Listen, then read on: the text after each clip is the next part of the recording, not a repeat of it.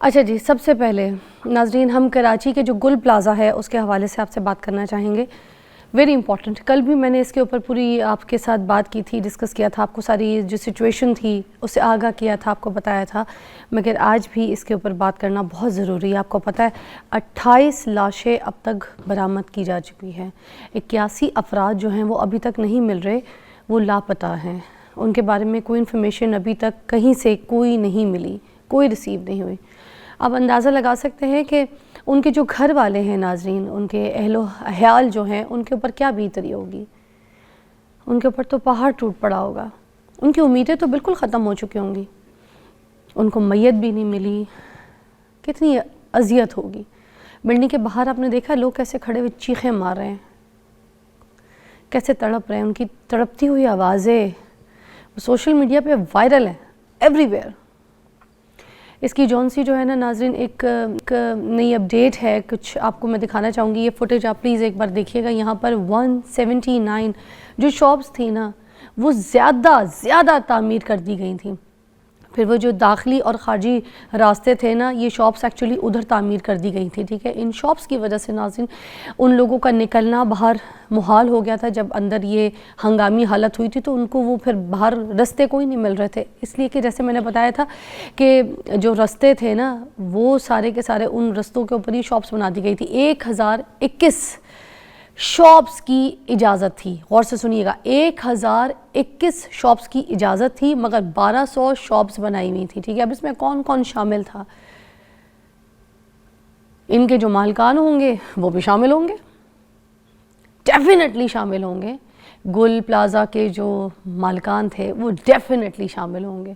नाज़रीन आपको पता है इस तरह की चीज़ें जो है ना मोस्टली सामने आती हैं, जो दाखिली रास्ते होते हैं ना उधर जो है ना तजावज़ात से जो है ना कायम करके इनकी छोटी छोटी दुकानें जो है ना वहाँ पे बना दी जाती हैं, ठीक है। और उनके वो रास्ते जो हैं वो निकलने का जो रास्ता है वो तो फिर बिल्कुल ही छोटा सा तंग सा रह जाता है। अगर आग की कोई ऐसी सिचुएशन हो जाए और ऐसे हंगामी हालात हो जाएं तो इस पैनिक सिचुएशन में आपको बाहर निकलना तो बहुत मुश्किल हो जाएगा, क्योंकि देखें ना जब आग लगी है तो वहाँ पे धुआं भी है, वहाँ पे अंधेरा भी है, वहाँ पे लाइट अवेलेबल नहीं होगी, कोई रोशनी अवेलेबल नहीं होगी। इवन धुआं जब आपकी नाक में और आपकी आंखों में जाके लगता है एंड देन उस सिचुएशन में यू कांट सी एनीथिंग। आपको पता है मोस्टली इस तरह की सिचुएशन में जो अमवात होती हैं तो वो हंगामी हालत जब होती है तो जो लोग भाग रहे होते हैं वो टक्करों में, कोई पैरों के नीचे कुचल जाता है, कोई किसी की ठोकर में, कोई किसी के धक्के में, आधी तो सारी जानें तो इस चक्करों में निकल जाती हैं। क्योंकि जिस वक्त आप अपने आप को बचाने की कोशिश कर रहे होते हैं उस सिचुएशन में आपका माइंड ये काम नहीं करता कि मैंने किसी और की भी जान बचानी। उस वक्त आप कहते हैं किसी की जान जाए कुछ जाए, आपकी अपनी जब सांस रुक रही होती है ना इस धुएं की हालत में और इस आग की सिचुएशन में, जो ये नफ्सा नफ्सी का एक सिचुएशन हो जाती है, तो उस वक्त आप सिर्फ अपनी भागने की सिचुएशन, कोई रास्ता, कोई रोशनी ढूंढ रहे होते हैं। सोचिए इतना अंधेरा, धुआं ही धुआं, आग ही आग, शुआरे ही शुआरे, क्या सिचुएशन होगी। अब ये सारी गलतियाँ किसकी है? ये मालिकान की है, ये इदारों की है, ये जो सिक्योरिटी निज़ाम है हमारा, जब ये बिल्डिंग्स बनाई जाती हैं, ठीक है, इतनी बड़ी बड़ी औला तामीर की जाती है बिल्डिंग, मगर उसका सिक्योरिटी निज़ाम यहाँ पर पाकिस्तान में कोई नहीं होता, टकेगा भी नहीं होता। जब भी कोई शॉपिंग मॉल या कोई बिल्डिंग बनाई जाती है ना उसमें प्लान्ड किस्म की वायरिंग होती है ना, इलेक्ट्रॉनिक सारी वो चीज़ें जो है ना इंस्टॉल की जाती हैं, चाहे अंडरग्राउंड, चाहे जिस तरीके से बिल्डिंग के अपने प्लान, मगर जिस तरीके से तजावाज़ बनती है इसमें ये बिल्डिंग्स और ये मॉल्स में ना, उसमें फिर अगर फॉर एग्ज़ाम्पल मैं आपसे बात करती हूँ, अगर 1000 शॉप की लोड उठाने के हिसाब से उसकी वायरिंग डाली गई थी, अब अगर 100-150 दुकानें और मज़ीद बना ली गई हैं तो फिर उसी वायरिंग नहीं तो उनका भी लोड उठाना है ना, सेंस। फिर आगे जो फर्दर ये जो वायरिंग की जाती है ना इलेक्ट्रॉनिक वायरिंग, उसका कोई वो नहीं होता, वो तारे डाली, जिसका भी दिल किया उस पर जो है ना वो अपनी चीज़ें चलाना शुरू कर दी। अब वहाँ पे उस जगह पे जाहिर सी बात है जब वो वायरिंग ओवरलोड होती हैं तो उसमें स्पार्क हो जाता है। खुद सोचे ना, जो जितना कोई लोड उठा सकती है जो कोई वायर है, अब उसके ऊपर उसके हिसाब से वो प्लानिंग की गई थी और उस पर शॉप्स और डाल दी, उनकी पर एक्स्ट्रा तारे डाल के, ठीक है, वो वायरिंग करें। 179 शॉप ज़्यादा खुली हुई थी, बहुत ज़्यादा है ये, इसको ईजी मत लीजिएगा, इस चीज़ पे पकड़ होनी चाहिए। इस पे आवाज़ उठाइएगा आज, ये मैंने बड़ा इंपॉर्टेंट पॉइंट आपको बताया। सोशल मीडिया पे मैं भी बात नहीं कर रहा, बट मैंने ये इस पे पॉइंट उठाया है, अब इस पे आप आवाज़ उठाइए कि इतनी ज़्यादा शॉप्स वहाँ पर क्यों खुली हुई थी, प्लांट से ओवर प्लांट। ब्रेक के बाद बात करेंगे।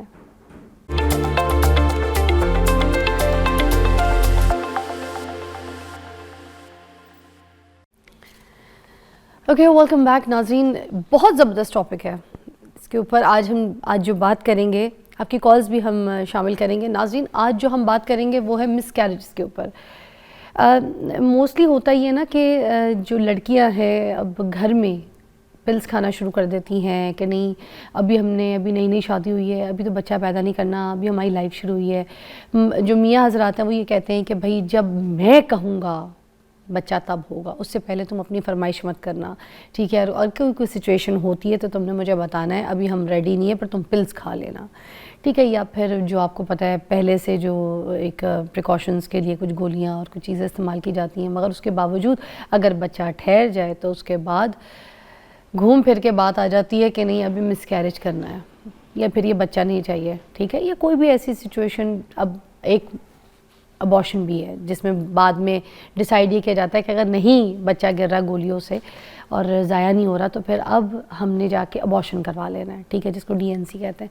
तो अब इन सारी सिचुएशन के बारे में बात करेंगे। आपको पता है कि जो घर में गोलियां खा लेती हैं औरतें और वो अंदर जाके गोली फट जाती है और उसकी वजह से जो अंदर के हालात होते हैं, एक चीज़ आपको जो चीज़ डॉक्टर ने रेकमेंड ही नहीं की है, आप छुप के डॉक्टर से लेके, फार्मेसी से लेके, किसी से जान पहचान से, ठीक है, और 2 नंबरी से वो गोलियां लेके और उसके बाद वो खा लेते हैं, तो वो कोई नॉर्मल चीज़ तो नहीं होती है। और आपको पता है समटाइम्स ये बच्चा जो है ना ज़ाया नहीं होता गोली के बावजूद भी, वो बच्चा जो है ना वैसे ही होता है और उसके बाद वो एबनॉर्मल बच्चे पैदा होते हैं माशरे में, वो बच्चा नॉर्मल सिचुएशन में नहीं होता। मगर खैर हम आज जो मेन टॉपिक हमारा है वो है मिसकैरेजेस, ठीक है, उसके ऊपर बात करेंगे। हमारे साथ मौजूद है डॉक्टर रबीका रिजवान, गायनाकोलॉजिस्ट हैं, किसी तारुफ के मोहताज नहीं है। तो लेट्स टॉक। अस्सलाम वालेकुम। वालेकुम अस्सलाम। कैसी तबीयत है? Thank you.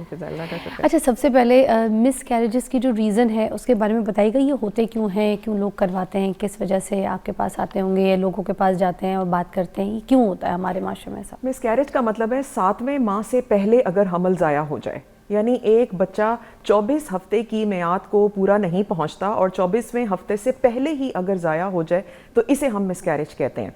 मिसकैरेज की 4 वजूहात हैं। एक, पहली वजह यूट्रस यानी बच्चेदानी से रिलेटेड, दूसरी वजह बच्चे की बीमारी या माजूरी, तीसरी वजह खून के मसले और चौथी वजह हार्मोन्स का मसला। पहली वजह यूट्रस यानी बच्चेदानी में कोई मसला है, यानी सर्विक्स की लेंथ पूरी नहीं है, बच्चेदानी का मुंह खुलता चला जा रहा है, खुद ही सॉफ्ट होता चला जा रहा है, तो वो बच्चे को अंदर रखेगा ही नहीं, वो उठा के बाहर फेंकेगा। तो ये तो यूट्रस के हो गए।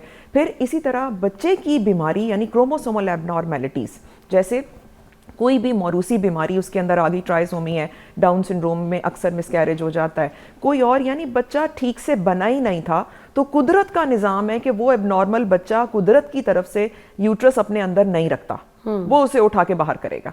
तो ये तो कुदरती निज़ाम है कि वो बच्चा एबनॉर्मल था, वो ग्रो नहीं करेगा। अच्छा। वो एक सर्टेन लिमिट तक जाएगा, आगे नहीं जाएगा। अच्छा। तो ये बच्चे की बीमारी या माजूरी भी हो सकती है। तीसरी वजह, खून गाढ़ा हो जाता है। अक्सर लोगों में जैसे ऑटो इम्यून डिसऑर्डर होता है, इसको हम APLS कहते हैं, जिसमें खून के जमने की सलाहियत ज़्यादा है।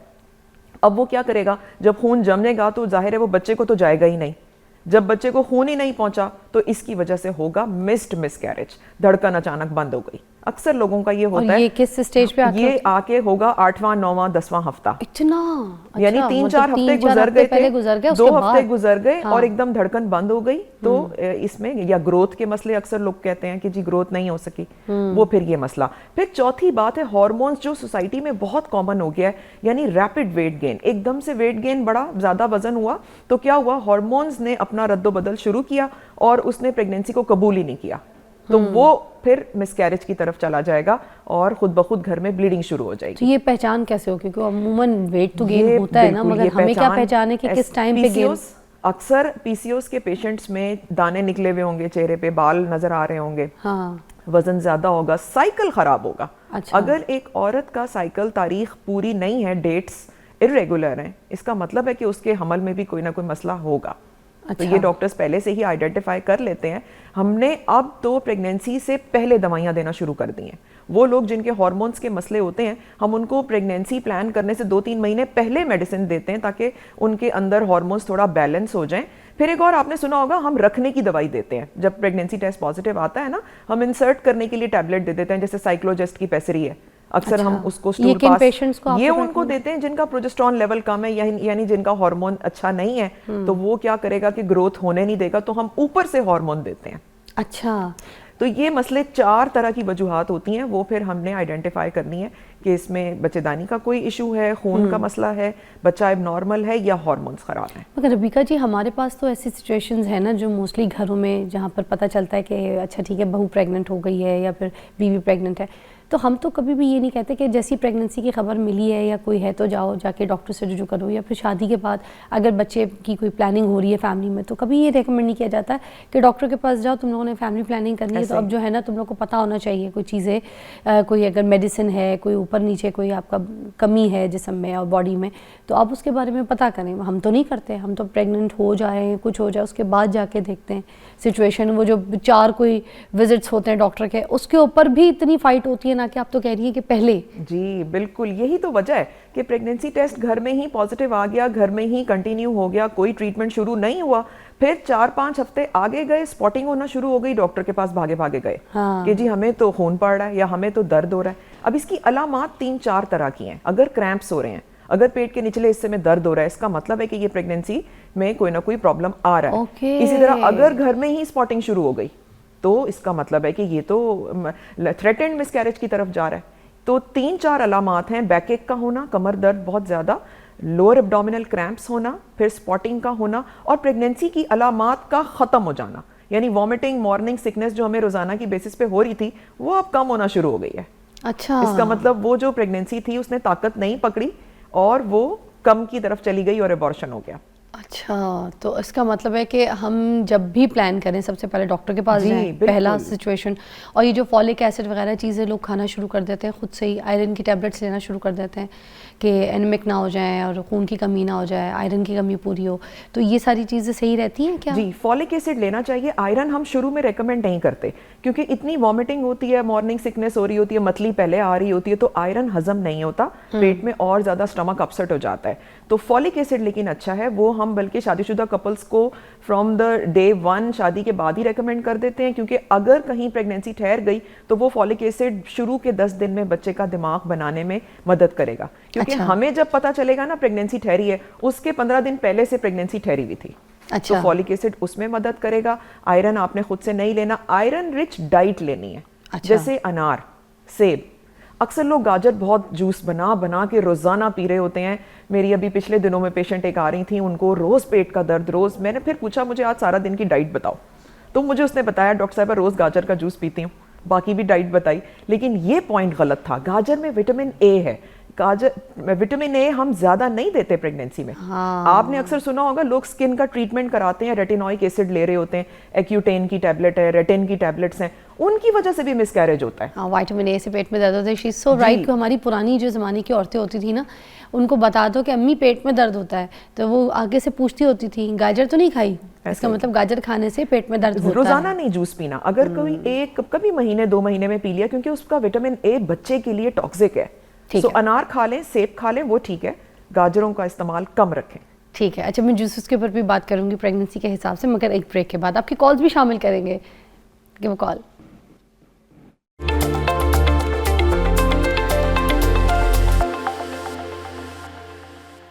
रबीका जी, मेरी एक कज़न है, ठीक है, उनके साथ ना अभी 5 साल पहले सीन है, वो बहुत छोटी हैं, शी वॉज़ लाइक 35 और 36, तो वो ना बच्चा प्लान कर रही थी, तो डॉक्टर ने कहा, कराची का ये वाक़या है, उन्होंने कहा कि जो है ना यूट्रस में सिस्ट हैं, चीज़ें हैं, तो वो आप लोग फ़ैसला कर लें कि निकालना ज़रूरी, निकाल दें।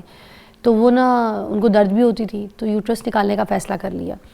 अब वो एडमिट ही थी, तो डॉक्टर ने कहा कि नहीं, आंतड़ियों में भी इन्फेक्शन हो गया है, एक और इसका ऑपरेशन होगा, इसमें आंतड़ियाँ निकालनी होंगी। अब वो आपको पता है सीने से कटता है, वो बिल्कुल नीचे तक सीधी लकीर जैसे बाईपास की होती है, वो पूरा सीना ऊपर से नीचे तक काट के तो 2 खोल के सारी आंतड़ियाँ निकाली गई, सब कुछ बैग वैग लगा के, आपको पता है। और उसके बाद अब सिचुएशन ये है कि उनको मतलब शी लुक्स 55, मोटी भी हो गई हैं, और उनके फिर जाहिर सी बात है सारी सिचुएशन वैसी नहीं, और डिप्रेशन का शिकार, और एकदम से बूढ़ी लगने लग गई हैं। क्यों? उनके यूट्रस के साथ ओवरीज तो नहीं निकाली थी? ओवरीज भी निकाल दी ना। ये वजह है, इसकी ये वजह है, क्योंकि ओवरीज अंडेदानियां हार्मोन रिलीज कर रही होती हैं जो एक औरत को 80-90 साल तक की उम्र के लिए भी बेनिफिट दे रही होती है। बुढ़ापा नहीं आ रहा होता, रिंकलिंग नहीं आ रही होती, डिप्रेशन नहीं होता, हड्डियां मजबूत रहती हैं। अगर हम यूट्रस के साथ समहाउ ओवरीज निकाल देते हैं तो फिर हम ऐसे पेशेंट्स को स्ट्रॉन्ग फॉलोअप्स पे बुलाते हैं, क्योंकि उसके बाद ये जो आपने कहा कि बुढ़ापा आ गया और एकदम हड्डियां कमज़ोर पड़ गई, डिप्रेशन आ गया, ये इसकी वजह वो है। तो ऐसे में फिर हम HRT स्टार्ट करते हैं, हार्मोन रिप्लेसमेंट थेरेपी, ताकि एक औरत अपनी उम्र जी सके, बेहतर तरीके से ज़िंदगी गुजार सके। तो वैसे ये रेकमेंड क्यों किया जाता है? क्या ये हमें खुद पता होना चाहिए कि हमने निकलवाना है या नहीं निकलवाना है, या हमें कोई तकलीफ देगा या नहीं देगा? क्योंकि समटाइम्स ये होता है ना कि सर्जरी हो रही है तो वो कहते हैं इतना पैसा लग गया है, इसी काम में ये साथ भी हो जाएगा। अगर कहा जा रहा है कि अंडेदानी निकाल दो तो अंडेदानी भी फिर निकलवा देते हैं लोग, कहते हैं चलो एक ही ऑपरेशन में ये काम उसके साथ ही हो जाएगा, वरना फिर एक और ऑपरेशन, फिर एनेस्थीसिया, फिर बैठो, फिर टाइम एडमिट हो। तो अब ये चीज़ें एग्जैक्टली आम देखने वाले को नहीं पता। ये प्लीज़ हमें बता दें कि अगर कोई इन्फेक्शन होता है किसी को आंतड़ियों में, कोई ऐसी चीज़ यूट्रस भी निकल जाए, तो अंडेदानी निकालना ज़रूरी नहीं होता इसका मतलब? आपने बहुत अच्छा सवाल किया। अंडेदानी ओवरी निकालने की 3 इंडिकेशन है। पहली बात, अगर फैमिली हिस्ट्री है कैंसर की, यानी कि खाला, माँ, बहनें, अगर इनको छाती का कैंसर था या अंडेदानी का, बच्चेदानी का कैंसर था, तो हम ऐसे पेशेंट्स की ओवरी निकाल देते हैं। अच्छा, मेरी बहन की था, अम्मी को कैंसर था, तो फिर अगर फैमिली हिस्ट्री है तो हमने उनकी जान बचाने की खातिर ओवरी निकाली। लेकिन फिर हम बाद में HRT स्टार्ट करके उसको रिप्लेस करते हैं। दूसरी वजह कि अगर ऐसा पेशेंट है जिसका हमने ऑपरेट के लिए पेट खोला और हमें नजर आया कि ये तो अंडेदानी में कोई मसला है, सस्पिशियस लुकिंग है, कोई फूली हुई है, उसमें सोजिश पड़ी हुई है, सिस्टें बनी हुई है, तो हम फौरन वहाँ से अटेंडेंट्स को काउंसल करते हैं कि जी हम ये वाला निकालने लगे हैं। क्योंकि अगर हमने ऐसे पेशेंट में पेट बंद कर दिया सर्जरी करके तो 6 महीने बाद अंडेदानी का कैंसर आ जाएगा। अच्छा, खानदान में भी किसी को कैंसर हो तो भी देखा जाता है? बिल्कुल, फैमिली हिस्ट्री जो फर्स्ट डिग्री रिलेटिव्स हैं, अच्छा, यानी कि खाला, खाला, बहनें, हाँ, माँ, तो हाँ, बिल्कुल उनको हम देखते हैं। अच्छा, ठीक है, ये भी बहुत ज़रूरी था। अच्छा, मुझे बताइए जो मिसकैरेजेस बार बार होते हैं, इसकी क्या वजूहात होती हैं?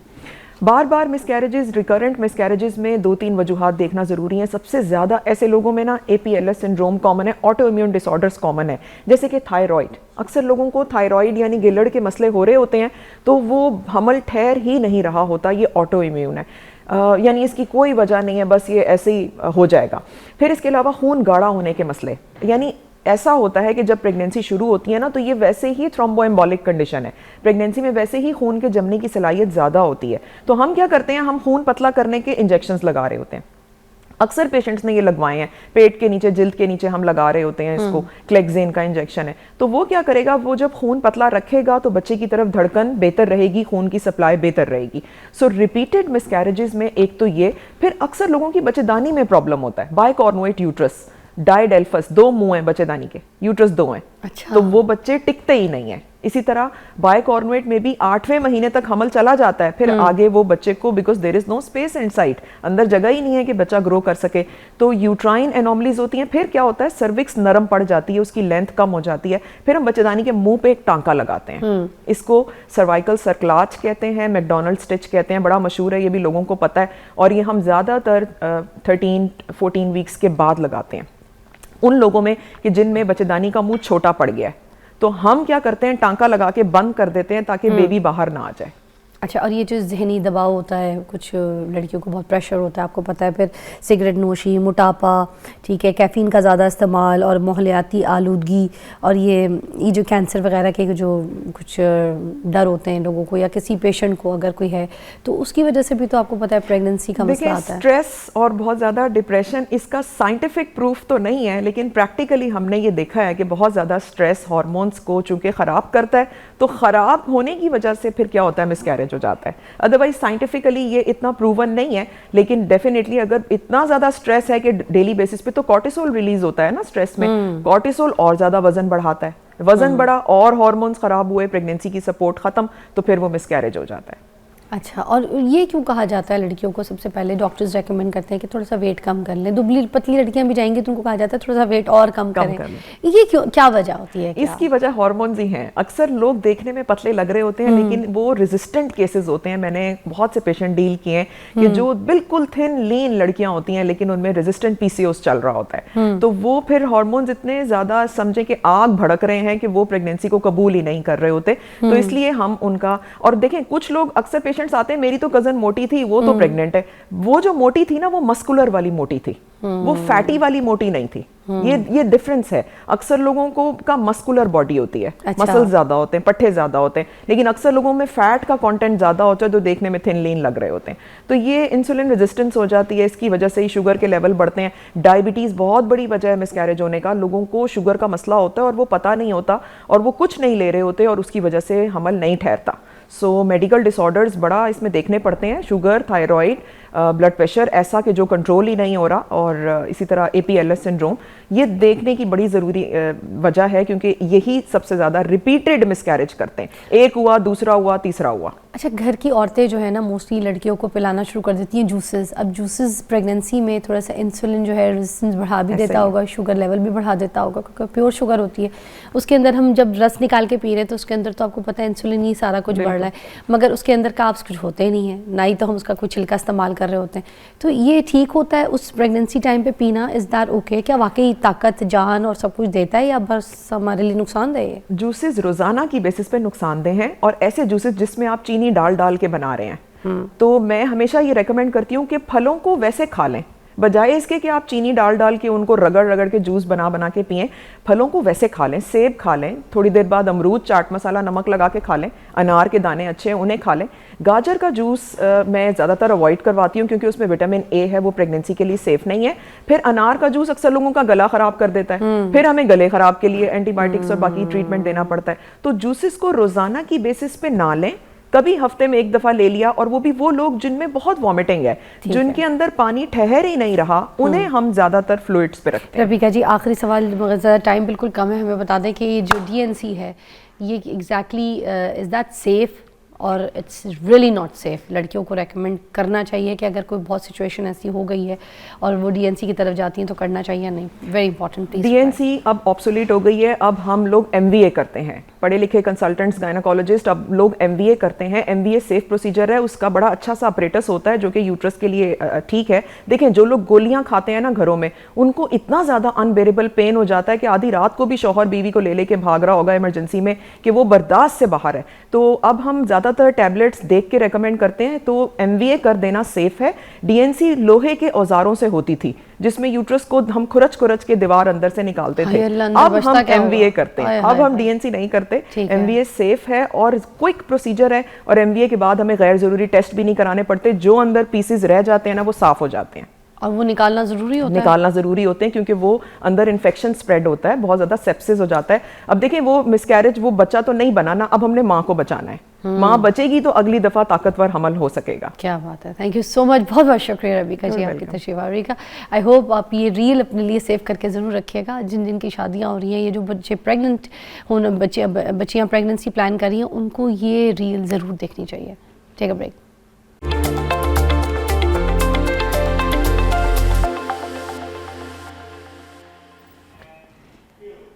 Welcome back, watching morning with Fiza. नाजरीन, हमारे पास अब स्किन के हिसाब से बात करने के लिए, आपकी सेहत के हिसाब से बात करने के लिए एक अच्छा सेगमेंट है। हमने बुलाया है यहाँ पर नैयर आपा को, जो कि आपको बताएंगी कि अभी जैसे मौसम आ गया, आपको पता है कीनू आ रहे हैं और कीनू के जूसेस लोग पीना शुरू कर देते हैं, कीनू खाना शुरू कर देते हैं। शाम होती है तो लोग कीनू छील के बैठ जाते हैं अपने घर में, बच्चों को खिला रहे होते हैं, ख़ुद खा रहे होते हैं। मगर अब जब इसका मौसम चला जाएगा, इसकी जो इफ़ादियत है वो आप हासिल नहीं कर सकेंगे। इसके लिए आज हमने इनको मधु किया ही हमें बताएंगी कि इसकी जो चीज़ें हैं, इसके जो रस है, इसके जो फ़ायदे वाले इंग्रेडिएंट्स हैं, उनको किस तरीके से प्रिजर्व कर सकते हैं। हमारे पास मौजूद है नैयर जी। अस्सलाम वालेकुम। हाँ जी, वालेकुम अस्सलाम। कैसी तबीयत? अल्हम्दुलिल्लाह। तो कीनू की पहले तो हमें इफ़ादियत बता दें, क्योंकि कीनू का मौसम आ चला है, तो हमें तो सिर्फ ये पता है कि हमने खाना है और इसका जूस पीना है। हाँ जी। इसके अलावा और क्या क्या चीज़ें हैं? हाँ जी, कीनू आप देखें कि सर्दियाँ स्टार्ट होते साथ इसकी तासीर कितनी ठंडी है। हाँ, ठीक है, खा के जो है वो थोड़ी सर्दी लगने जो लग जाती है, लेकिन हम सर्दियों के अंदर जितनी जो है वो हम डाइट ले रहे होते हैं वो थोड़ी एसिडिक होती है, हैवी होती है, ऑयली होती हैं। जितनी भी चीज़ें जो है वो हम खा रहे होते हैं या आयरन बेस्ड होती हैं। आप देखें पालक, मेथी, साग वगैरह, ये सारी चीज़ें ज़्यादा सर्दियों के अंदर आती हैं, फ्रेश और खाई जाती हैं। तो ये rich source of vitamin C है। विटामिन सी आयरन को, कैल्शियम को, इन तमाम चीज़ों को एक तो बॉडी के अंदर जो है वो एब्जॉर्ब बहुत अच्छे से करता है। दूसरे नंबर पे विटामिन सी सिंथेटिक फॉर्म में नहीं, ऑर्गेनिक फॉर्म में डेली बेसिस पे आपकी बॉडी की नीड है। आपकी बॉडी इसको स्टोर नहीं करती है। बाकी तमाम विटामिन और न्यूट्रिएंट्स हमारा लीवर जो है वो स्टोर कर रहा होता है, ज़रूरत पड़ने पे हमारी बॉडी उसको यूटिलाइज करती है, लेकिन विटामिन सी डेली लेना पड़ता है। अब इसके बेनिफिट क्या है कि अगर हमें जो है ये इसको डेली लेना है, और सर्दियों के अंदर जो है ये सिट्रस का जो है वो, आप देखें गर्मियों के अंदर आम आ रहा होता है और आम कितना गर्म होता है कि उसके साथ हमें ठंडी चीज़ें लेनी पड़ती हैं। तो अल्लाह ताला ने जो है वो बैलेंस रखा है। सीजनल फ्रूट्स और वेजिस की अगर हम बात करते हैं तो अल्लाह ताला का जो निज़ाम है, जो कुदरत है, हमें उसी के मुताबिक जो है वो चलना है। तो सिट्रस फ्रूट जूसेस जो हैं वो आप जैसे दोपहर में आपने खाना खाया तो बाद में आप 1 या 2 किन्नू लाजमी जो है वो खाएं, ठीक है। तो विटामिन सी आपको पता है कोलेजन की प्रोडक्शन को, सर्दियों के अंदर ड्राइनेस हो रही होती है, बहुत ज़्यादा झुर्रियाँ आ रही होती हैं, जॉइंट्स वगैरह में पेन हो रही होती है, सर में डैंड्रफ हो रही होती है, ठीक है। नज़र जो है वो बड़ी वीक सी जो है वो फील हो रही होती है, बड़ा आप लेथार्जिक जो है वो फील करते हैं। तो ये एक तरह से आपका इम्यून बूस्टर भी है। आपका खाया पिया, लकड़ हजम, पत्थर हजम, इसको खा लेते हैं तो डाइजेस्ट हो जाता है, ठीक हो गया। वेट गेन नहीं होता। हम सारी हैवी चीज़ें ले रहे होते हैं, सर्दियों में वो रज़ाइयों में घुसे हुए हैं, कमरे में बंद होके बैठे हुए हैं, कोई इतनी वॉक वगैरह नहीं, रूटीन वाइज तो जो है जो निकल जाते हैं गर्मियों के अंदर, सर्दी में नहीं होता। तो अगर आप विटामिन सी साथ ले रहे होते हैं तो जो फैट है वो आपकी बॉडी के अंदर जो है वो डिपॉजिट नहीं होता, ठीक है। उसके बाद हमारा इम्यून वीक हो जाता है, जिसकी वजह से नज़ला, ज़ुकाम, फ्लू, इस तरह के इश्यूज हो रहे होते हैं। और मैंने देखा है मोस्टली जो है वो घरों के अंदर जो है वो मना कर देते हैं कि नज़ला ज़ुकाम है, मत खट्टी चीज़ खाओ। जबकि हमारे घर के अंदर, मेरे घर में मुझे अच्छी तरह याद है, नज़ला ज़ुकाम फ्लू होता था, सासू माँ मेरी जो है वो ढेर सारे ऑरेंज मौसमियाँ काट के नमक लगा के रख देती थी, ये लो पकड़ो इसको खाओ।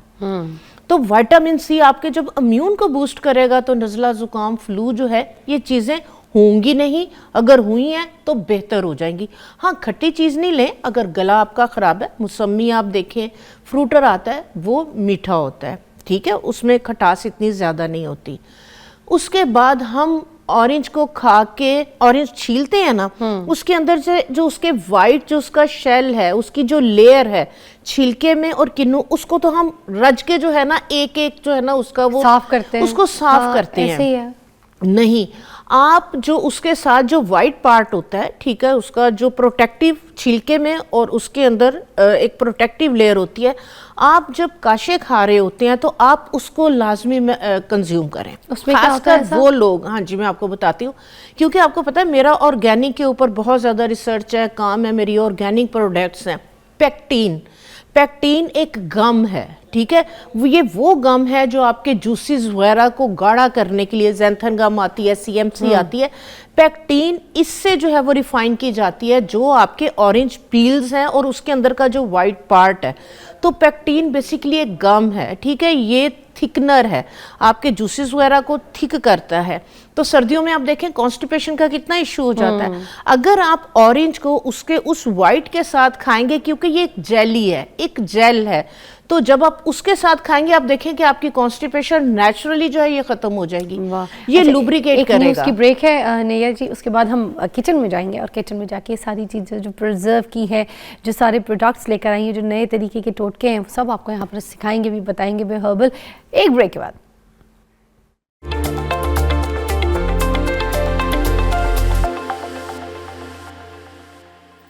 Welcome back, watching morning with Fiza. नाज़रीन, नैयर आपा अभी हमें ज़बरदस्त यहाँ पर कुछ रेसिपीज़ बताएंगी, सब कुछ हर्बल, सारा कुछ रेकमेंडेड है, हाईली आप ये घर पे इस्तेमाल कर सकते हैं, चीज़ें बना सकते हैं। अब ओवर टू यू, आप क्या क्या करने लगी हैं आज, क्या क्या बनाने हाँ लगी? जी फिजा, देखें हम जब किन्नू खाते हैं ना, मैं एक मेन चीज़ जो है वो आपको जो है वो क्लियर करना चाहूँ। हम किन्नू खा के तो छीलते हैं, छील के हम जब खा रहे होते हैं ऑरेंज को, तो हम इसका जो ये वाला वाइट, इसका जो एक लेयर है, एक प्रोटेक्टिव लेयर छिलके में और इसके दरमियान में, ठीक है। हम इसको जो है वो अच्छी तरह से जो है ना उतार के फिर खाते हैं, ऐसे ही सब ऐसे ठीक है। ऑरेंज खाते हुए आप जो है ना इसको बिल्कुल भी रिमूव ना करें, खासकर वो लोग कि जिन लोगों को कॉन्स्टिपेशन का बहुत ज्यादा इशू है, सर्दियों के अंदर बहुत ज्यादा कॉन्स्टिपेशन हो जाती है, ठीक है। ऑरेंज खा रहे होते हैं, विटामिन सी ले रहे होते हैं, तो इसके अंदर से जो है वो एक जेल, एक गम जो है वो रिफाइन होती है, जिसको जो है वो पेक्टिन कहते हैं, ठीक है। इस तरह से इसमें से जो है वो रिफाइन करते हैं पेक्टिन को। पेक्टिन आपके जूसेस वगैरह के लिए थिकनर का जो है ये काम करती है, अच्छा। ठीक है। तो आप अगर इसके साथ खाएंगे, आप विटामिन सी भी ले रहे हैं, और जिन लोगों को कॉन्स्टिपेशन है, अगर आप ये वाइट पार्ट के साथ खाएंगे, आप देखेंगे कि लुब्रिकेशन होगी, आपकी गट हेल्थ के लिए बेहतर है, और आपकी जो कॉन्स्टिपेशन है वो इसके साथ जो है ये खत्म हो कैसे जाएगी। ताकि लोगों को पता हाँ सके कि अब ये जैसे छीला है हमने, हाँ जी बिल्कुल, हमने ये देखें छीला है ना किन्नू को, ये देखें हम क्या कर रहे होते हैं, ये जो इसके अंदर की जो है ये प्रोटेक्टिव लेयर है, हम इसको जो है वो रिमूव कर रहे होते हैं। खासकर जिन लोगों को ड्राइनेस है, कॉन्स्टिपेशन वगैरह, ये पकड़े, ठीक है, हम छील के खा रहे होते हैं। ये खा के दिखाएं हम, ये ऊपर का जो है ना वो सारा इसकी जो तो ये सब लगा हुआ शेल है, हाँ जी, मैं इसके साथ ही इसको खाती हूँ, क्योंकि इसके ये गम है, ठीक है, तो ये लुब्रिकेट करता है, तो आपके ये कॉन्स्टिपेशन को खत्म करेगा, आपकी गट हेल्थ के लिए, विटामिन सी को एब्जॉर्ब करने के लिए, आपकी बॉडी के लिए आप इसके साथ खाएं। वो लोग जिनमें बहुत ज्यादा ड्राइनेस है और कॉन्स्टिपेटेड है, तो उनकी कॉन्स्टिपेशन इसके साथ खत्म हो जाएगी, ठीक हो गया। अच्छा, उसके बाद जो है ये हम छिलके क्या करते हैं कि हम ऑरेंज पील जो है वो इसको भी अंदर से जो है वो छील के फिर खुश्क करके रख रहे होते हैं उपटन वगैरह के लिए। मुझे अच्छी तरह याद है कि हम लोग जो है ना वो बहुत ज़्यादा, आप देखें ऑरेंज मार्मलेड आता था, एक तो जैम था, ऑरेंज मार्मलेड आता था, उसको हम जब स्लाइस वगैरह पे या रोटी के ऊपर लगा के खाते थे, तो माल्टे के जो छिलके हैं वो इतने मज़े के लगते थे। जर्दा बनता था, उसके अंदर जो है ये आप देखेंगे कितना ज़्यादा जो है वो यूज़ हो रहा होता था। तो ये rich source of vitamin C है, ठीक है। काला नमक नहीं है?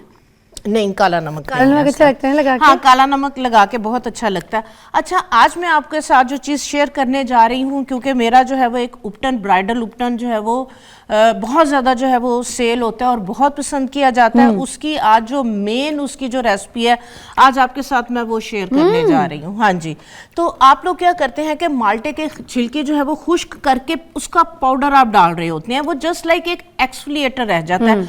असल प्रॉपर्टीज, असल क्वालिटीज, असल एसेंशियल ऑयल्स इसके छिलके के अंदर है। अच्छा। इसका असल जो विटामिन सी का सोर्स है वो छिलके के अंदर है, जो आपकी स्किन के लिए बहुत जबरदस्त है। अच्छा। एक तो विटामिन सी रिच सोर्स, और दूसरे नंबर पे एक वाइटनिंग इसका जो कंपाउंड है वो इसके छिलके के जूस के अंदर है। अब हमने छिलके के जूस को किस तरह से जो है वो पूरे साल के लिए प्रिजर्व करना है, तो ये मैं आज आपके साथ एक बिल्कुल यूनिक, एक डिफरेंट जो है वो बिल्कुल नई जो है वो रेसिपी जो कि मैं आपको पता है कोर्सेज वगैरह करवा रही होती हूँ, तो उसमें मैं अपनी स्टूडेंट्स के साथ जो है वो शेयर कर रही होती हूँ, ठीक है। पानी दे दीजिएगा प्लीज, पानी और टिश्यू। पानी, हाँ जी, पानी दे दें। ये देखें, आपने जाहिर सी बात है जब आप फ्रूट वगैरह खा रहे होते हैं उसको आप धो के रखते हैं, तो माल्टे के छिलके जो है ये धुले हुए हैं, फ्रेश आपने जो है वो छिलके, जो भी आपने किन्नू वगैरह खाया है, ठीक है, उसके अंदर आप जो है वो अपना फ्रेश जो है वो आप थोड़े से ऑरेंज की जो काशी है ये भी डाल सकते हैं, ठीक है। माल्टे के छिलके इस तरीके से ये देखें आपने जो है वो इसके अंदर डाल देने हैं, डालें फिर से पानी डालें, ठीक है। माल्टे के छिलके, हमें इसका बेसिकली जूस चाहिए है, ठीक है, हाँ जी, और थोड़ा सा डाल दें, चलें बस, ठीक है।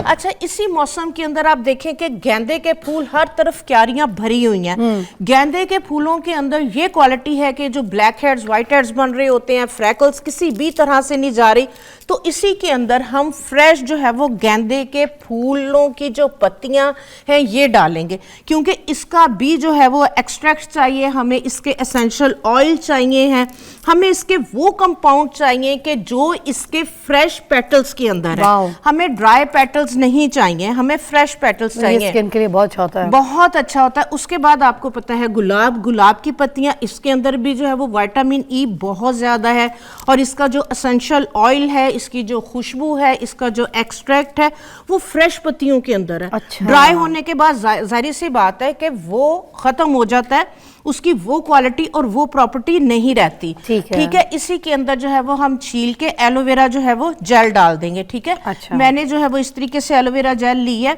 अब आप इसको जो है वो फिजा ग्राइंड करेंगे। ठीक है, अब इसको हमने आगे किस तरह यूज करना है ये मैं आपको बता। आधा गिलास इसके अंदर पानी भी हमने डाला है। हाँ जी, तकरीबन आधा गिलास, 1 गिलास, जिसके अंदर ये इजीली ग्राइंड हो सके। आपने इतना इसके अंदर जो है ये पानी डालना है।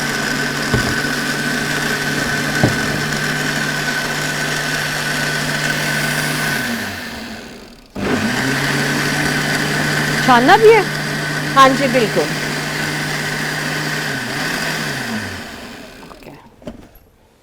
हाँ जी ठीक है, अब हम इसको छान अब लेंगे। इसको हम जो है वो इस तरीके से छानेंगे। इसके अंदर डाल दें। इसको आप एसिड भी ले सकते हैं। ठीक है, आप इसको जो है वो छान भी सकते हैं। हम ये बना रहे हैं उपटन मास्क। अगर हम स्क्रब बनाएंगे तो ये वाला जो पल्प है इसको हम ड्राई करके इसको ज़ाया नहीं करेंगे। ये हमारे एक्सफोलिएटर में, हमारे स्क्रब में जो है वो यूज होगा। अच्छा, हाँ जी, ये भी बिल्कुल। इस तरह इस्तेमाल जी किया जा जी जी, सकता है। इसको ज़ाया नहीं करना, इसको हमें इसी तरह से जो है वो शैडो ड्राई कर लेना है। ठीक है, इसके ऊपर। हाँ जी, ठीक है। अब ये हमारे पास आ गया गेंदे के फूलों का एक्सट्रैक्ट, गुलाब का और माल्टे के जो छिलकों का रिच विटामिन सी है, जो कि आपकी स्किन की पिगमेंटेशन वगैरह को जो है ये ख़त्म करेगा। ठीक है, अब हमने इसको किस तरह से यूज़ करना है। ठीक है, मैं थोड़ा सा निकाल रही हूँ। अब हम लेंगे जौ का आटा। ठीक है, जौ का आटा हमने जो है वो इसके अंदर डाल दिया। ये अब इसको जो है ना वो आप मिक्स करें इसके साथ। 1 कप आपने डाला है? हाँ जी, ये इतना डालेंगे कि जिस तरह से हम आटा गूंथते हैं, ये हमने रोटी बनानी है। ये हमने इसको जौ के आटे के अंदर इसके फ्रेश जूस को जो है ये प्रिजर्व करना है। ठीक है जी, इसकी रोटी बनेगी। ठीक है, पकानी भी है? नहीं, पकानी नहीं है, पकानी नहीं है। इसको हम किस तरह से जो है ये प्रिजर्व कर रहे हैं, ये देखें हमने जो है वो और इसके अंदर जो है वो डाल दिया। ज़्यादा जूस है, ये हमने जौ के आटे के अंदर सारा इसका जो जूस है वो डाल दिया। अब इसके अंदर 2 या 3 टेबलस्पून आपने बेसन लेना है। बेसन आपने ज्यादा नहीं लेना। अच्छा, ठीक है, 2 या 3 टेबलस्पून हमने। ये अभी तक हमने सिर्फ जौ का आटा डाला है। जौ का आटा, बेसन, ठीक है, 2 या 3 टेबलस्पून, बहुत ज्यादा नहीं लेना। आपको बेसन अगर सूट नहीं करता, क्योंकि मैंने देखा है कुछ लोगों को बेसन सूट नहीं करता, तो वो इसके अंदर मकई का आटा जो है वो डाल सकती हैं। अच्छा। हाँ जी, मकई का आटा जो है वो बेस्ट है। बेसन मोस्टली लोगों को सूट नहीं करता। ठीक है, अब इस डो के अंदर हम डालेंगे 1 खाने के चम्मच के बराबर हल्दी। हल्दी आपने जो है वो खालिश वाली लेनी है, किचन वाले बॉक्स से नहीं निकालनी। कई दफ़ा उसके अंदर मिर्च जो है वो ऐड हुई होती है, तो वो फिर आपको जलन करेगी। तो ये कौन सी वाली है आपने जो हमें यहाँ पे सिखाई थी? जी बिल्कुल, जो हमने अपनी ऑर्गेनिक हल्दी लेके, जो आजकल मार्केट में अवेलेबल है, आप खरीद के जो आपने कहा था, हाँ जी, उसका आपने पाउडर जो है वो बना के डालना है। अब इसका एक और मेन इंग्रेडिएंट है सफेदा काशगरी।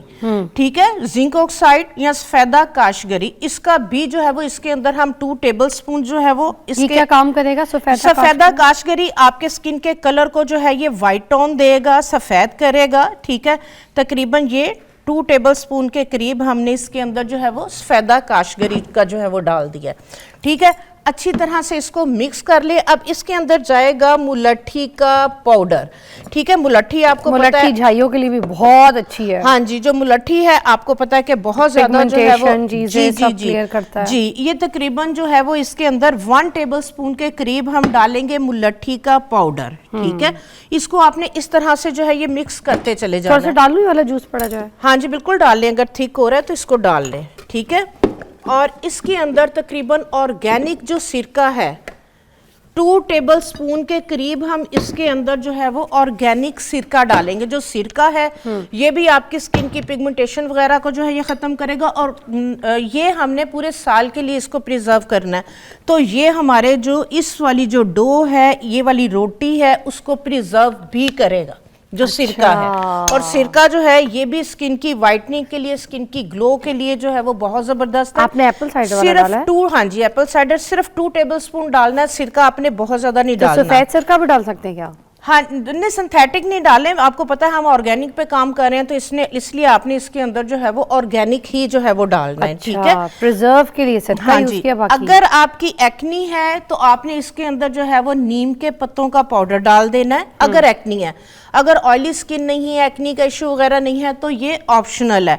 उसके बाद जिन अच्छा, मुझे नीम के पत्ते बहुत ड्राई कर देता है फेस को, जैसे मेरी स्किन इसीलिए बहुत मैंने ड्राई है। हाँ जी, ये एक्नी के लिए है ना, तो ऑयली स्किन के लिए, ऑयली स्किन का एक्स्ट्रा ऑयल है, उसको एब्जॉर्ब करेगा। अच्छा। ठीक है, तो उसके अंदर आपने डालना है, अदरवाइज देखे मैंने ऑप्शनल बताया। मतलब ड्राई स्किन वाले ना यूज करें, ड्राई स्किन वाले इसको यूज नहीं करेंगे। ठीक है, इसके बाद जिन बच्चियों के चेहरे पे बाल हैं, वो चाह रही हैं कि चेहरे के बाल भी खत्म हो और बाल जो है वो खत्म भी हो, और प्लस उन्हें ब्लीच ना करनी पड़े, स्किन के बालों का जो कलर, फेशियल हेयर का कलर भी नेचुरली गोल्ड हो जाए, तो फिर आपने 1 टेबलस्पून मूली के बीज डाल देने हैं। मूली के बीज? मूली के बीज स्किन को ब्लीच करते हैं, बालों का अगर कलर ब्लैक है तो उसको ब्राउन की तरफ ले जाते हैं। तो ये 1 टेबलस्पून डालने आपने, ये ज्यादा नहीं डालने। जिनकी सेंसिटिव स्किन है वो मूली के बीज यूज नहीं करें, ऐड नहीं करें, क्योंकि ये थोड़ा सा जो है ये माइल्ड सी जो है ना ये इचिंग करते हैं। नई चीज बताइए आपने। हाँ जी, ये आपने ना थोड़ा पतला कर दिया फिजा, हमने ना डो बनानी थी। ठीक है, इसके अंदर हाँ जी मैं थोड़ा सा जो है ना वो और जो है ये आटा डालूंगी। ठीक है, इसका एक पेड़ा बनेगा। इसकी जो है ये एक डो सी, जैसे हम रोटी का पेड़ा बनाते हैं ना, उस तरह से हमने ये पेड़ा बनाना है। पेड़ा बना के हमने इसकी जो रोटी बनानी है, रोटी बना के इसको हमने शैडो ड्राई करना है। हमने इसको धूप के अंदर जो है वो खुशक नहीं करना। ठीक है, अच्छा, ठीक है। इसकी रोटी को हमने जो है वो छांव के अंदर जो है वो 4-5 दिन के अंदर ये बिल्कुल ड्राई हो जाएगी। 4-5 दिन लगा के? 4-5 दिन के बाद जो है क्या ये शक्ल बनेगी, कोई है पड़ी हुई? हाँ जी बिल्कुल, ये देखें, ये मैं, हाँ जी ये देखें, ये इस तरीके से ये पाउडर जो है ये रुक जाए, फिर ब्रेक के बाद दिखाइएगा। एक ब्रेक ले लेते हैं, जब तक कि हम आपको दिखाते हैं कि जब इसकी असल शक्ल तैयार होगी 3-4 दिन सुखा के, तो फिर क्या होगी और क्या कंडीशन देता है कि मैं यहाँ पे जरा ये जुगाड़ भी कर लूँ। Okay, break.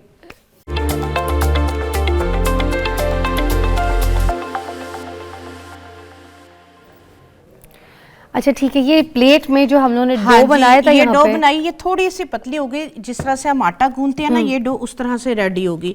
इसकी फिर रोटियां बना के आप इस तरीके से किसी प्लेट के अंदर रख के, जब ये थोड़ी सी ड्राई हो जाए, इसको जो चंगेर होती है जिसके अंदर से जो है वो हवा का गुजर हो, तो आपने उस चंगेर के अंदर रख देना है। इसको आपने उलटते पलटते रहना है। ठीक है, 3 दिन तक? हाँ जी, 3-4 दिन में जिस तरह रोटी खुश्क होती है उस तरह से ये खुश्क हो जाएगा। अच्छा, ठीक है। इसके अगर आप वैसे उपटन बना रहे होते हैं, अगर आप वैसे उपटन यूज करते हैं, उसके इतने ज्यादा अच्छे रिजल्ट नहीं है जितने फिजा इसके आपको जो है ये अच्छे रिजल्ट मिलेंगे। Really? ये देखें, ये इस तरीके से एक बड़ा फाइन सा पाउडर, इसको क्योंकि ऑलरेडी हमने बिल्कुल इसके अंदर फाइन पाउडर जो है वो ऐड किया, कोई मोटा स्क्रब की तरह से चीज हमने ऐड नहीं की। तो ये बिल्कुल इस तरह से जब हम इसको तोड़ के इसको फिर हम चॉपर के अंदर चॉप कर लेंगे, तो और इसको जिस तरह से छलनी में हमने वो छाना है, इसी तरह आटे वाली छलनी में छान लेंगे। ठीक है। अच्छा। तो ये हमारा बनेगा, ये उपटन मास्क बनेगा। बिल्कुल ऐसा पाउडर? जी बिल्कुल, ये देखें, ये इस तरीके से आपने करके इसको आपने बिल्कुल फाइन छान लेना। हम स्क्रबिंग नहीं कर रहे हैं, हम उपटन मास्क बना रहे हैं। ये टोटल जो है वो डिफरेंट है। ठीक है, इसको जो है वो हम पानी के अंदर या दही के अंदर, ये देखें मैं दही के अंदर इसको जो है ये मिक्स कर रही हूँ। दही के अंदर जो है वो इसका बहुत जबरदस्त जो है ये रिजल्ट आता है। ठीक है। अच्छा। तो इसकी दही के अंदर आपने पेस्ट बनानी है, क्योंकि स्क्रब हर एक के लिए नहीं होता। ठीक है। आप कोई भी उपटन बना रहे हैं और चेहरे पे रगड़ रहे हैं, मसर रहे हैं, जिनकी पतली स्किन है, थिन स्किन है, तो उनके लिए तो स्क्रब बिल्कुल भी नहीं है। रगड़ना, और आजकल बच्चियों ने क्रीम्स वगैरह लगा के अपनी स्किन को जो है ना वो बहुत ज्यादा डैमेज किया हुआ है, और इतना टाइम भी नहीं है। आप जैसे अपकमिंग ब्राइड्स हैं, देखिए हमने इसमें गुलाब की पत्तियां भी डाली थी, सारी चीजें, अपना रंग अब छोड़ रही है। उसने अपना रंग छोड़ा है। फिजा हाथ दिखाइएगा।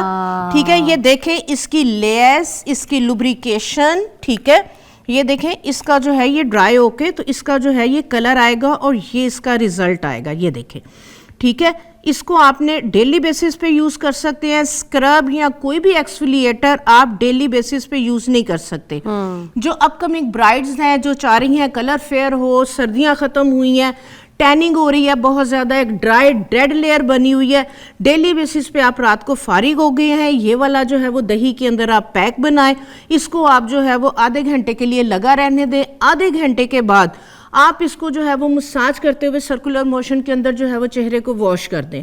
आप बिलीव करेंगे, 1 से 2 दिन के इस्तेमाल के बाद ही ये आपका जो है वो एकदम जिस तरह से वो एक ग्लास स्किन लुक होती है, एक ग्लास स्किन आपकी जो है वो लुक आएगी, स्किन ग्लोइंग होगी, वाइट पिगमेंटेशन को खत्म करेगी, स्किन की कलर टोन इवन करेगी, बेहतर करेगी, ब्लैक हेड वाइट हेड्स को रिमूव करने के साथ साथ जो ड्राइनेस की वजह से एक रिंकल्स वगैरह आ रही थी, क्योंकि इसके अंदर हमने जो है वो रोज पेटल्स डाले, उसमें रिच विटामिन ई है, तो विटामिन ई आपको पता है स्किन को जो है वो नरिश करेगा, विटामिन सी इसके अंदर है वो स्किन को नरिश करेगा, गेंदे के फूलों का फ्रेश रस इसके अंदर हमने जो है वो पूरे साल के लिए जो है वो सेव कर लिया। जो गुडनेस है इनके जूसेस की वो हमने इस रोटी के अंदर पैक कर ली पूरे साल के लिए। ठीक है। इसको ग्राइंड करके पाउडर बना के आप रख लें, ठीक है।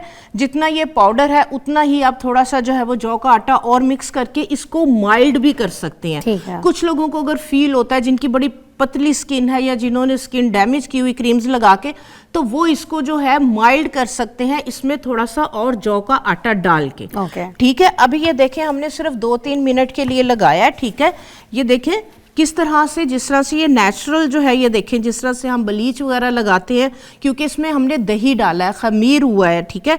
तो हमने इस तरीके से जो है वो मसाज करते हुए आपने आधा घंटा, अगर नहीं आपके पास टाइम है तो 15 मिनट बहुत है, आपने लगा के बोलना नहीं है, कोशिश करें लेट जाएं, रिलैक्स करें, ताकि जो है और तकिया ना नीचे रखें, थोड़ा सा ब्लड का फ्लो फेस की तरफ आए, ठीक है। तो आप इस तरह से देखिए कितनी क्रीमी पेस्ट बनी है, ठीक है। ये देखें इसका रिजल्ट, ये देखें आपकी स्किन की लेयर थोड़ी सी थिन थी, अभी 2-3 मिनट के अंदर अंदर ही ये देखें इसने किस तरह से आपकी सारी टैनिंग को रिमूव कर दिया है। सिर्फ अभी 1 या 2 मिनट के लिए हमने जो है वो इसको यूज़ किया है। अच्छा, एक चीज़ और मैं, आप येलो पिगमेंट भी हमने इसके अंदर जो है वो सेव किया है। जो नेचुरल येलो पिगमेंट है ये क्या करेगा कि जो आपके मेलानिन सेल हैं, जो ब्लैक सेल हैं, उनके अंदर पेनिट्रेट करके उसके कलर को न्यूट्रलाइज करेगा। हल्का सा वॉश करने के बाद आपकी स्किन की टोन आपको लाइट सी जो है वो पेल फील होगी, क्योंकि तमाम चीज़ों के अंदर एक येलो पिगमेंट है। हल्दी भी डाली है। तो आप देखें उपटन क्यों धुलने 15-20 दिन पहले यूज कर रही होती थी, इसलिए कि जो पेल कलर है वो उनके सेल्स के अंदर पेनिट्रेट करके उनकी स्किन के कलर टोन को बेहतर करता था, ठीक है। तो ये आप जो है ये टोटल डिफरेंट रेसिपी है और ये हर एक को सूट करेगी, आप इसको बना के रखें।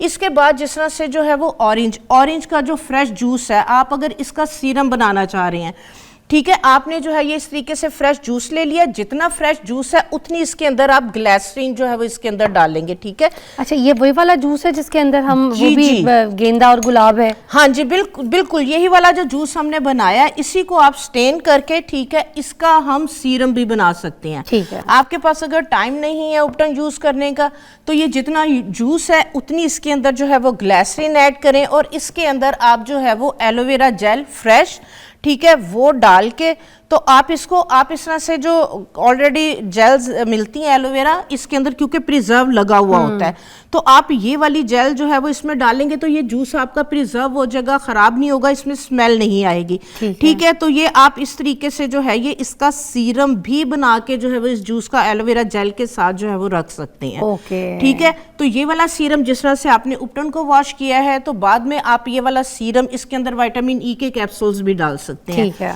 तो ये वाला सीरम बाद में आप लगा के विटामिन ई भी तो हमें ऑलरेडी फूल से मिल गया, गुलाब के अंदर भी विटामिन ई हाँ होता है ना? 1-2 कैप्सूल और डाल देंगे तो उससे ये होगा कि इसके अंदर रिच विटामिन ई आपको पता है स्किन ग्लो के लिए जो है वो बहुत जबरदस्त है। तो आप ये वाला सीरम इस उपटन मास्क के बाद जो है वो लगा के डेली बेसिस पे एज अ नाइट क्रीम इसको लगाएं। नाइट क्रीम प्लीज छोड़ दें जो मर्करी स्टीरॉइड बेस्ड है, जो आपकी स्किन को बहुत बुरी तरह डैमेज कर रही है, ठीक है। तो ये उससे ज्यादा जो है वो अच्छा है, उससे ज्यादा जो है ये बेहतर है सीरम, व्हाइटनिंग के लिए, पिगमेंटेशन को खत्म करने के लिए, छाइयों वगैरह के लिए। वो सब क्या चीज लेकर आई थी आप? ये गुलकंद वगैरह थी? हाँ जी, ये देखें, ये मैंने जो है ये मैंने उन बच्चियों के लिए ये मैं लाजमी शेयर करना चाहूँगी। अपकमिंग ब्राइड्स हैं, सर्दी ख़त्म हो रही, गर्मियाँ स्टार्ट होते साथ ही जो है वो फिज़ा आप देखें कि चम्मच, ये साफ वाला चम्मच ये पड़ा हुआ है, साथ जिनकी खासकर ऑयली और जिनकी एसिडिक बॉडी है, तो आप देखेंगे फिजा उन बच्चियों के ना मुंह से स्मेल आने लगती है, पसीने से स्मेल आने लगती है, स्किन ऑयली हो जाती है।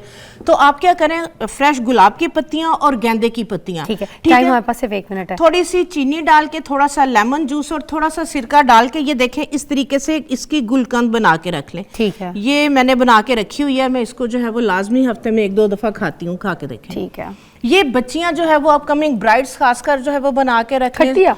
तो हाँ जी, क्योंकि इसके अंदर जो है वो लेमन जूस भी है, सिरका भी है, इसमें चीनी भी है, गुलाब की पत्तियां और गेंदे की पत्तियां, सिंपल। तो ये आप जो है वो बना के शहद भी डाला आपने इसमें हाँ, शुगर डालिए, आप चीनी डाल लें या शहद डाल लें, ठीक है। तो ये आप जो है वो 1 टेबलस्पून खाना शुरू करें। जिन लोगों का गर्मियां स्टार्ट होते साथ ही पसीने से स्मेल, मुंह से स्मेल आने लगती, ये उनके लिए बेहतरीन है। उसके बाद जिनको एक्नी का इशू हो जाता है, ये खाना शुरू करें, आप देखें कि ना उनकी जो है ना वो एक्नी वगैरह का इशू नहीं होगा। बहुत ज़बरदस्त चीज़ें बताई हैं। एक तो ये वाली जो हमें यहाँ पर उपटन बनाना सिखाई है, उपटन आप अपने घर पे बना के इस्तेमाल कर सकते हैं, अपने रंग को भी साफ कर सकते हैं और आपकी डेड स्किन की लेयर भी ठीक हो जाएगी। ये ज़बरदस्त चीज़ थी, इसको ट्राई ज़रूर कीजिएगा। हम एक ब्रेक लेंगे, ब्रेक के बाद आपको मिलते हैं। Thank you so much. Thank you.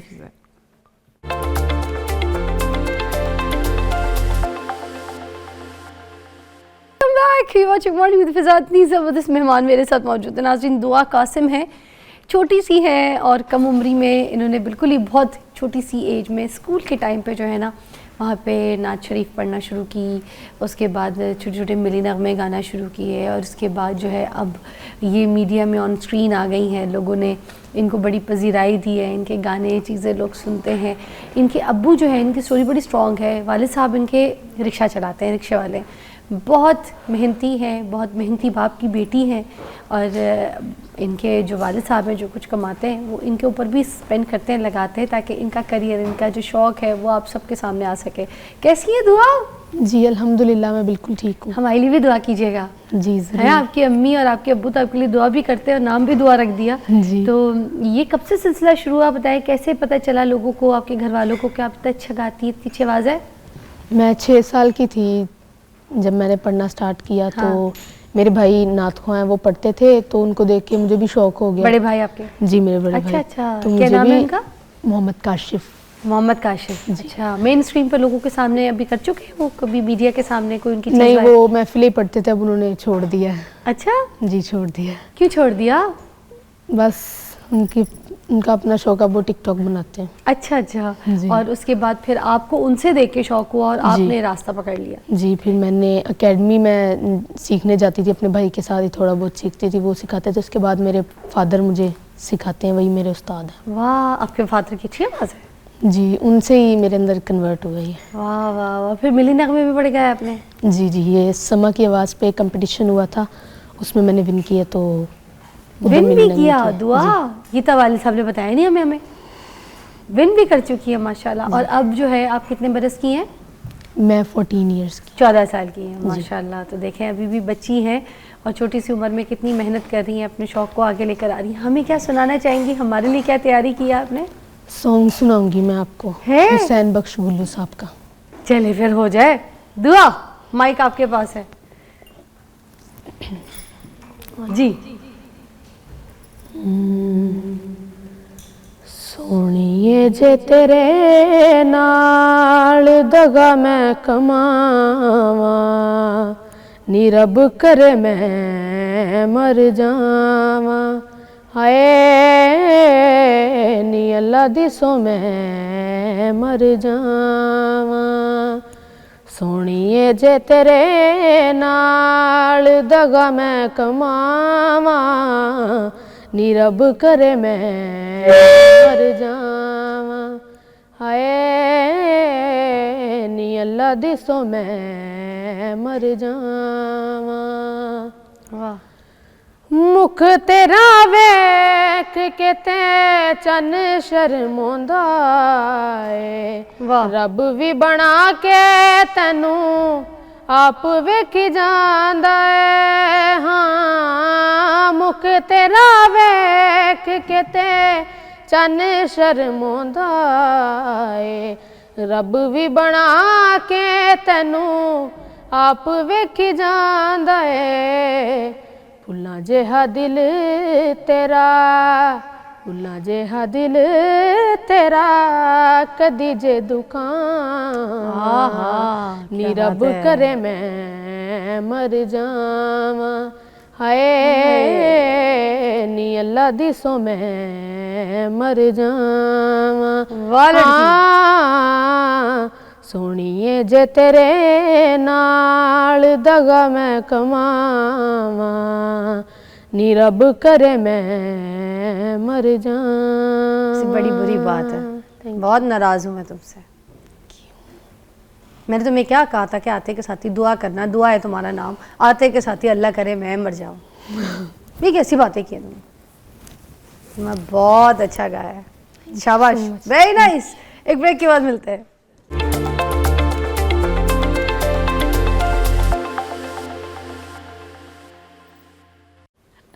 अच्छा, दुआ जो है ना एक कॉन्सर्ट के लिए जा रही है कनाडा बहुत जल्दी, तो उनकी चीज़ें वीज़ें तैयार हो रही हैं। ब्रेक में मैंने इसको कहा, इनके वालिद साहब इधर ही बैठे, तो मैंने कहा बस 5-6 रिक्शे एक साथ दिला देगी, तो कहती है नहीं फिर मैं रिक्शा ही छुड़वा दूँगी। अब्बा को रिक्शा नहीं चढ़ा देगी, है ना? नहीं, अगर उनको शौक है तो फिर करने देना, जैसे तुम्हें सिंगिंग का शौक है, उनको रिक्शा चलाना है क्या? यही ना, देख लिया। अच्छा, फिर अब कोई अगर सजाद अली, उनको सुनाना, सुनाओ। अच्छा, बच्ची होशियार है, 14 साल की है, बट टैलेंटेड है। चलो जी। आसे खोले ने तेरियां यादां ने, आ मिल सजना फरियादां ने, आसे खोले ने तेरियां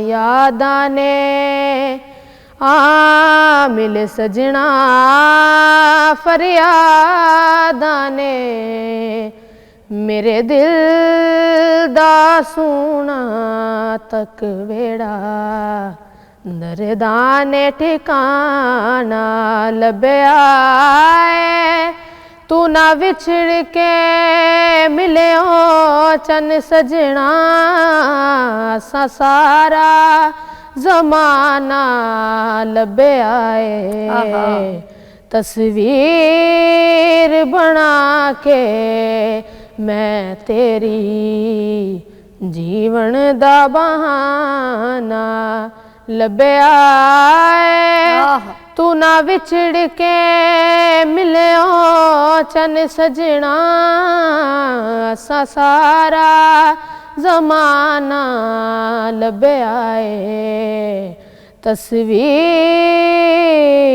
तस्वीर मेरे हिजर दी कोई मिसाल नहीं, एक तू जो मेरे नाल नहीं, मेरे हिजर दी कोई मिसाल नहीं, एक तू जो मेरे नाल नहीं, तेरी खातिर गलियां रुल गया, दुनिया नू दीवाना लभया है, तू ना विछड़ के मिलियो चन सजना, सा सारा ज़माना लभया है, तस्वीर।